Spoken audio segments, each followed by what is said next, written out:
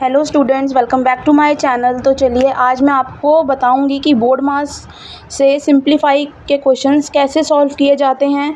बहुत से बच्चे इसमें कन्फ्यूज़न क्रिएट होता है, तो उनको इन क्वेश्चंस को सॉल्व करने में परेशानी आती है। तो मैं आपको इसका इजी मेथड समझाऊंगी और किस तरीके से इसको करते हैं ये भी आपको मैं इस वीडियो में बताऊंगी। तो चलिए सबसे पहले बोर्ड मास का मतलब क्या होता है कि कोई भी वैल्यू है सिंप्लीफिकेशन की, उसमें हमें सबसे पहले ब्रैकेट सॉल्व करना होता है, फिर हमारे को उसमें डिवीज़न सॉल्व करना है। अगर उसमें डिवाइड हो रहा है तो हम उसको सॉल्व करेंगे, फिर मल्टीप्लिकेशन, देन एडिशन और फिर सब्ट्रैक्शन। तो पूरे स्टेप बाय स्टेप करके आपको सिंप्लीफाई के क्वेश्चंस को सॉल्व करना है। अगर आप इस तरीके से बोर्ड मास के तरीके से नहीं करेंगे तो आपका आंसर रॉन्ग आएगा। तो चलिए क्वेश्चन नंबर 1 है हमारा, सिंप्लीफाई करना है। ब्रैकेट में वैल्यू दे रखी है 16 माइनस का 8 bracket close divide by 2 plus 5।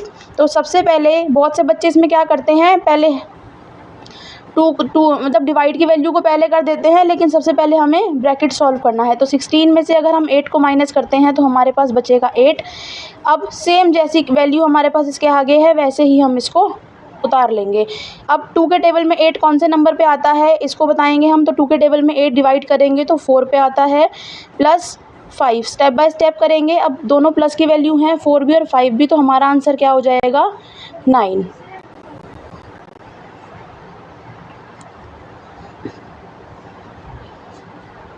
चलिए इसी से रिलेटेड मैं आपको एक क्वेश्चन और कराती हूँ इसका, जिसमें वैल्यू दे रखी है, हमारे को सिंप्लीफाई करना है। 8 प्लस ब्रैकेट में दे रखा है 12 डिवाइडेड बाय 3 ब्रैकेट क्लोज है मल्टीप्लाई बाय 2।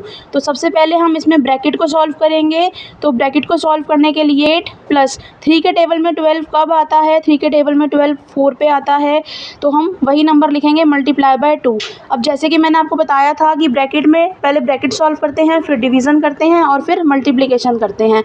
तो 8 प्लस 4 2 ज़ा 8 मल्टीप्लाई पहले करेंगे, फिर इन दोनों को प्लस कर देंगे। 8 और 8 16 हमारा आंसर हो जाएगा, डन।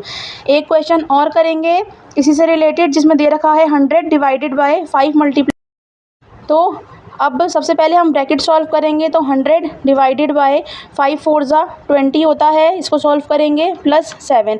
अब 20 के टेबल में 100 कौन से नंबर पे आता है ये बताना है। तो 20 के टेबल में 100 5 पे आता है, तो इसको हम डिवाइड कर देंगे। अब प्लस 7, अब इन दोनों को प्लस कर देंगे। 5 और 7 कितना होता है, 12 होता है। तो फाइनल आंसर हमारा क्या हो जाएगा, 12 हो जाएगा। उम्मीद करती हूँ आपको मेरा समझाया हुआ अच्छे से समझ में आ रहा होगा। बोर्ड मास के जो क्वेश्चंस होते हैं क्लास 6 7 और 8 में, 9 10 में भी आते हैं, लेकिन मोस्टली क्वेश्चंस जो हैं 6 7 और 8 क्लास में आते हैं ये एग्ज़ाम में।